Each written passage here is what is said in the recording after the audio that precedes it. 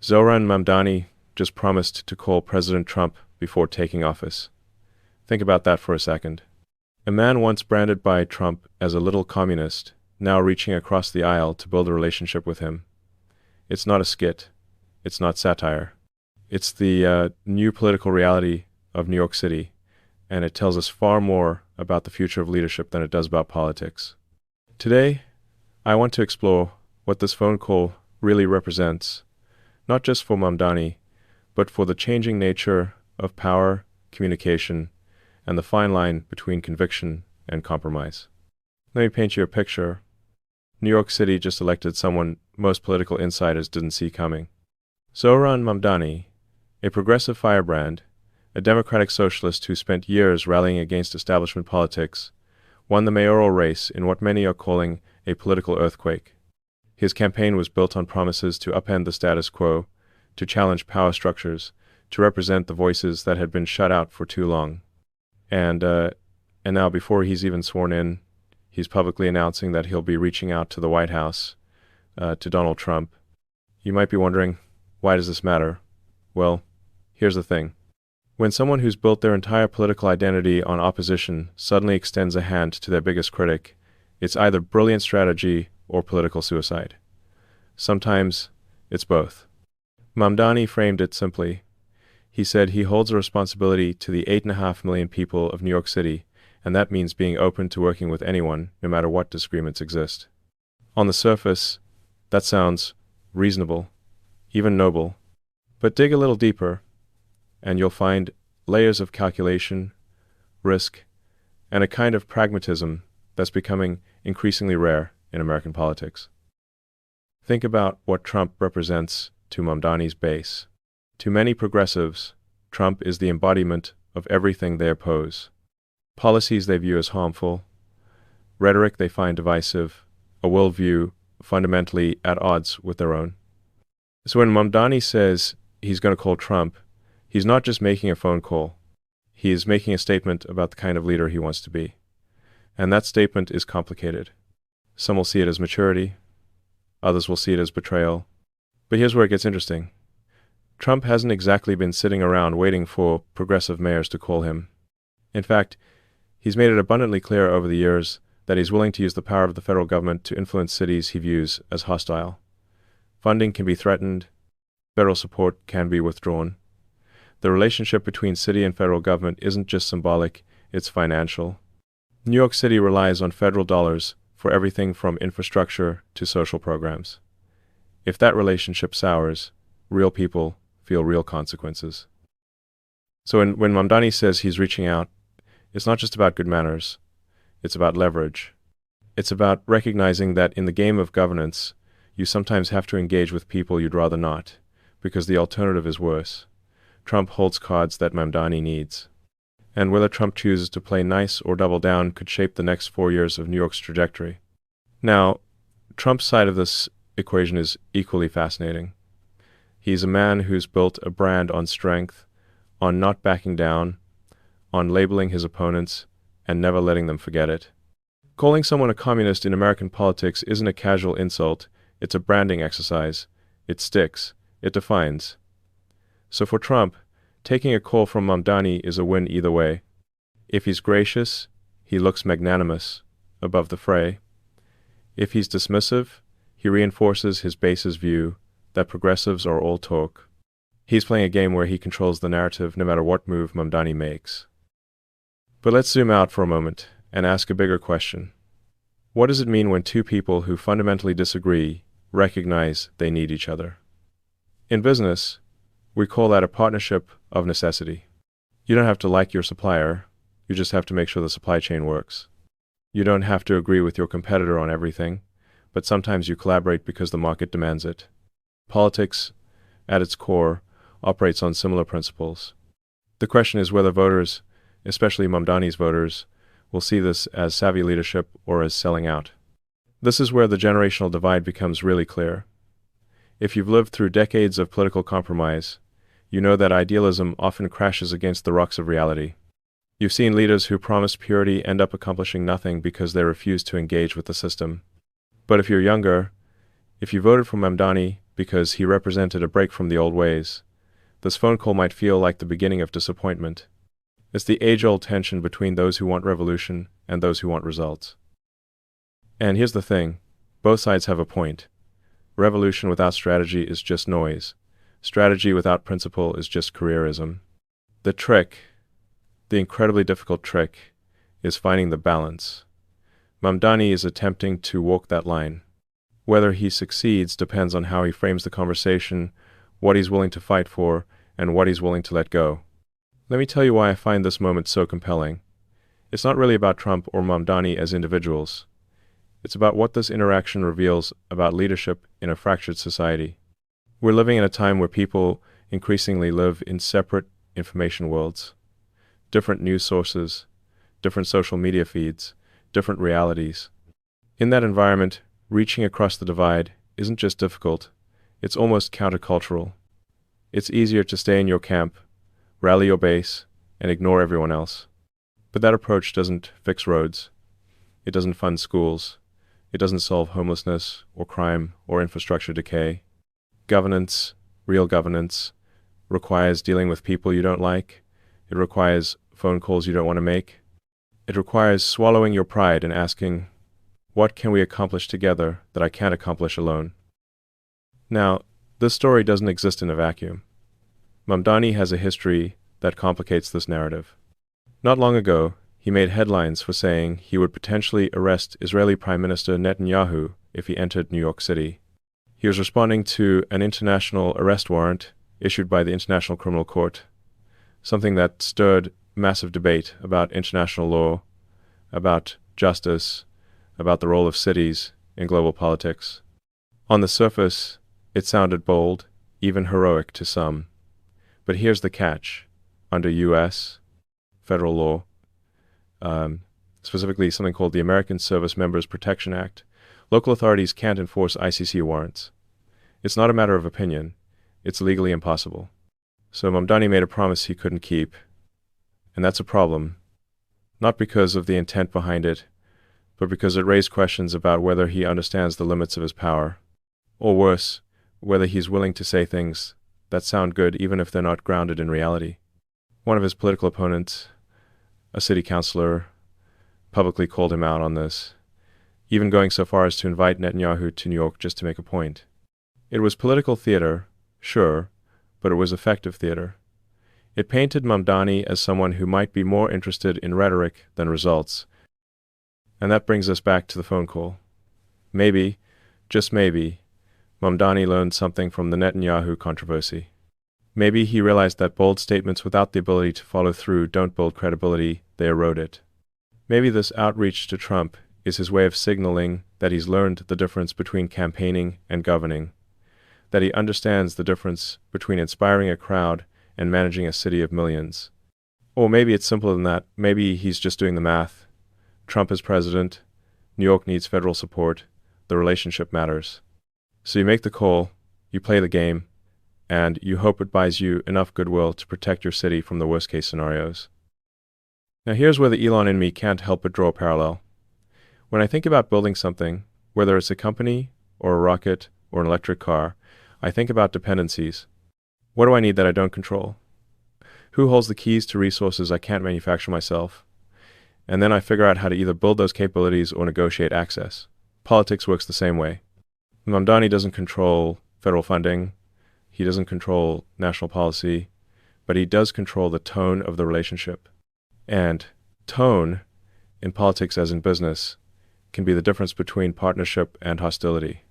The media, of course, has had a field day with this. Headlines frame it as either a smart move or a capitulation, depending on which outlet you read. Some praise him for being pragmatic. Others accuse him of abandoning his principles before he's even taken office. The truth, as usual, is probably somewhere in the middle. He's doing what he thinks he has to do, and only time will tell whether it works. But I want to push on something deeper here. We talk a lot about authenticity in leadership. We say we want leaders who are genuine, who say what they mean and mean what they say. But we also want leaders who get things done. And sometimes those two things are in tension. Being authentic might mean refusing to compromise, but getting things done often requires compromise. So which do we value more? And how do we judge leaders who have to navigate that tension every single day? Mamdani is betting that his voters, or at least enough of them, will understand that talking to Trump doesn't mean agreeing with Trump. That building a working relationship doesn't mean abandoning your values. That you can be open to collaboration while still being willing to fight when necessary. He's betting on nuance. And in a political environment that rewards simplicity and punishes complexity, that's a risky bet. Think about what happens if he's wrong. If his base sees this as weakness rather than wisdom, his political capital evaporates before he's even begun. If Trump uses the call as an opportunity to embarrass him publicly, he looks naive. And if the relationship produces nothing tangible, he's sacrificed credibility for optics. Those are real risks. But the alternative, refusing to engage at all, carries its own risks. It paints him as inflexible, as someone who'd rather be right than be effective. And voters, especially voters dealing with real problems in their daily lives, tend to lose patience with leaders who prioritize ideology over outcomes. Let's talk about the information environment for a moment, because it shapes how this entire story gets told and understood. We're living in what some call an echo chamber era. You probably feel it yourself. You turn on one news channel and hear one version of events. You flip to another and it's like they're describing a different planet. Social media algorithms show you content that reinforces what you already believe. And slowly, gradually, we stop having shared facts. We stop having a common starting point for conversation. This matters for Mamdani's story because depending on where you get your news, you're hearing completely different narratives about what this phone call means. In some corners, he's being praised as a mature leader who understands that governance requires bridge building. In others, he's being mocked as a hypocrite who talked tough during the campaign but folded the moment real power came into view. Both narratives can coexist, reinforced by completely separate information ecosystems, and never actually intersect. And here's the uncomfortable truth that nobody really wants to say out loud. Sometimes the news itself becomes part of the problem. Take what happened recently with major broadcasters. The BBC had to apologize after it came out that they'd edited footage of Trump in a way that misrepresented what he'd said. They doctored a speech he gave, cutting it in ways that changed the meaning, and then presented it as if it were the full, accurate version. When it was discovered, executives resigned. The organization issued an apology. Trump demanded compensation, which they refused to pay, but at least there was some acknowledgement that something had gone wrong. Now compare that to what happens in American media. How often do we see corrections that actually matter? How often do broadcasters face real consequences for getting stories wrong, not by accident, but through selective editing or framing that serves a narrative rather than the truth? The answer is, not very often. In fact, journalists who push stories that later turn out to be misleading or outright false often face no consequences at all. Sometimes they get promoted. Sometimes they win awards. The incentive structure is broken. And this matters for our story because Mamdani exists in this media environment. Every word he says will be clipped, framed, interpreted, and reinterpreted through different lenses. The phone call with Trump, if it happens, will be reported as either statesmanship or surrender, depending on who's reporting. And the people of New York, the 8.5 million people he says he's serving, will have to navigate all that noise to figure out what's actually happening. This is exhausting, by the way. I don't know if anyone talks about how exhausting it is to live in a time when you can't trust that what you're being shown is complete or accurate. It wears people down. It makes them cynical. And cynicism, while sometimes justified, is corrosive. It makes people stop believing that change is possible, that leaders can be genuine, that cooperation can happen. And once people stop believing those things, democracy itself starts to fray. So when someone like Mamdani says he's going to reach out to Trump, part of what he's doing is trying to cut through that noise. He's trying to demonstrate, through action rather than rhetoric, that cooperation is still possible, that you can disagree fundamentally on policy and still pick up the phone, that you can think someone's approach is wrong and still work together on the handful of things where your interests align. It's a small gesture, But in a world where everything is amplified and distorted, even small gestures carry symbolic weight. Now let's zoom out to the global stage for a moment, because the Netanyahu controversy I mentioned earlier connects to something larger. We're in an era where international institutions, organizations like the International Criminal Court, are trying to assert authority over national leaders. They issue arrest warrants. They make declarations about justice and accountability. And some people see this as progress, as the world finally holding powerful people responsible for their actions. But others see it as overreach, as unelected bodies trying to impose their will on sovereign nations. The United States has never been part of the ICC. There are specific reasons for that, mostly centered on concerns about sovereignty and the potential for politically motivated prosecutions. The law I mentioned earlier, the one that makes it impossible for Mamdani to arrest Netanyahu even if he wanted to, exists because the U.S. government decided decades ago that American officials and allies wouldn't be subject to international courts they don't recognize. You can agree or disagree with that position, but it's the reality. Mamdani's statement about arresting Netanyahu was likely motivated by genuine conviction. He was responding to concerns from constituents who see the conflict in the Middle East through a particular lens, who want their leaders to take strong moral stances. But good intentions don't override legal constraints. And the gap between what Mamdani promised and what he could actually deliver became a liability. It made him look either uninformed or willing to make promises he knew were empty. Neither is a good look. Trump, on the other hand, has been vocally supportive of Israel's leadership. He moved the U.S. embassy to Jerusalem. He brokered normalization agreements between Israel and several Arab nations. His administration was clear about where it stood. So when Mamdani made his statement about Netanyahu, he wasn't just wading into international politics, he was positioning himself in direct opposition to Trump's foreign policy legacy. Which makes the upcoming phone call even more interesting. How do you have a constructive conversation with someone when you've publicly signaled that you'd arrest one of their key allies if given the chance? The answer is, you focus on what you can control. You talk about the issues that matter to your city. You make the case for why federal support is important. You try to find common ground, even if it's narrow, and you hope that the conversation stays professional rather than personal. It's not glamorous. It's not the stuff of inspiring speeches. But it's the work of governing. There's something else happening here that's worth naming. We're seeing a merging of two very different communication styles. Mamdani came up through activism, through organizing, through movements built on protest and disruption. His political language is shaped by that world. It's passionate, it's moral, it's designed to mobilize people who feel powerless. Trump, on the other hand, came up through business and media. His communication style is direct, often blunt, designed to dominate the conversation and control the narrative. He doesn't do nuance. He does branding. When these two styles collide, which is what will happen on that phone call, something interesting occurs. Either they find a way to translate between their languages, to meet somewhere in the middle, or they talk past each other and the call becomes a formality that accomplishes nothing. My guess is it'll be somewhere in between. They'll exchange pleasantries, they'll acknowledge their differences, and then they'll move on, each claiming the interaction meant whatever they need it to mean for their respective audiences. But here's what I think is the real story underneath all of this. We're watching a generational shift in how leadership is understood. For much of the 20th century, political leadership was about institutions, about processes, about working within established systems. You climbed the ladder. You paid your dues. You learned the rules, and then you played by them, or at least appeared to. That model is breaking down.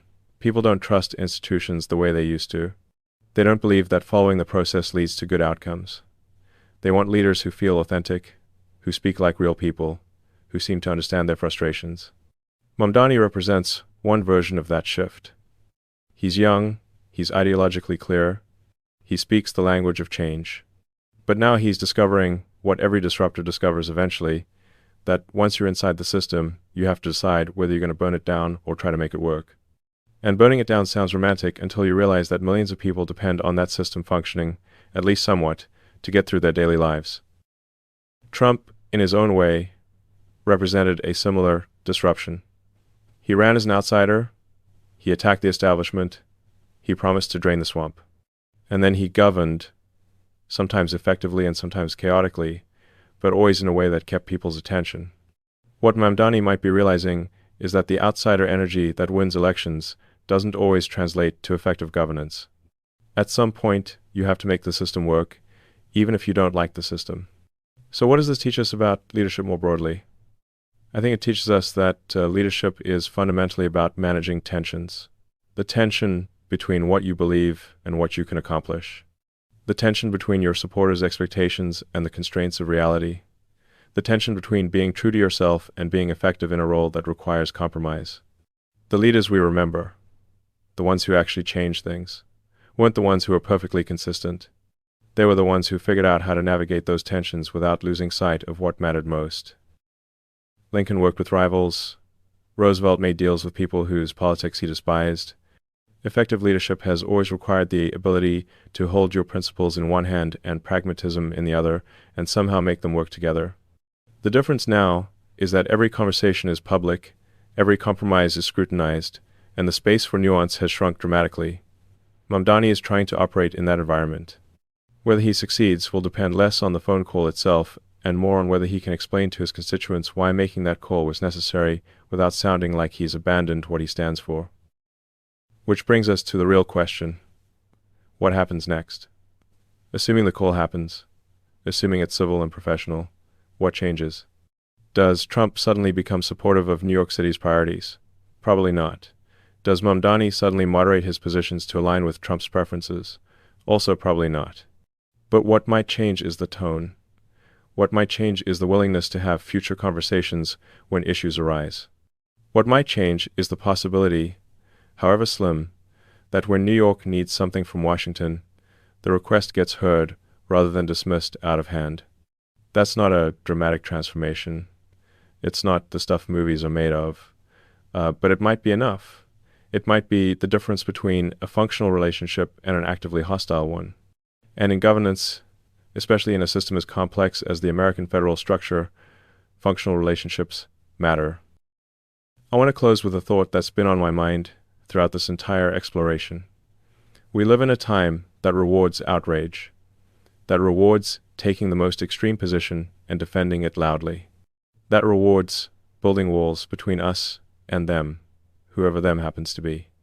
And in that environment, reaching out, extending a hand to someone you've criticized and who's criticized you, takes a particular kind of courage. It's the courage to risk looking weak, the courage to prioritize outcomes over optics, the courage to believe that communication, even difficult communication, is better than silence. Maybe that's what this phone call represents. Not agreement, not friendship, not even necessarily respect, but the acknowledgement that in a democracy, in a system where power is shared and contested, you have to talk to people you disagree with. You have to find ways to coexist, to cooperate on the edges even when you're opposed at the center. That's not surrender. That's not betrayal. It's the recognition that the alternative, complete breakdown of communication, serves no one. History doesn't reward purity. It rewards people who solve problems, who built things, who made life tangibly better for the people they served.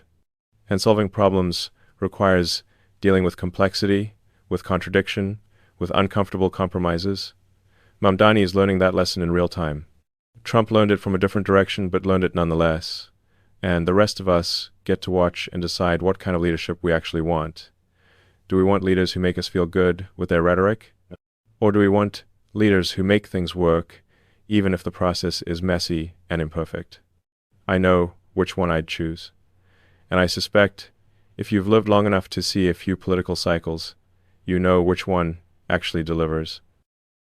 If you found this conversation thought-provoking, take a second to like the video, subscribe, and drop a comment below. Tell me, do you think Mamdani's call to Trump is genuine bridge building or just political theater? I read every comment, and your thoughts help shape what we explore next. Thank you for listening, and I'll catch you in the next one.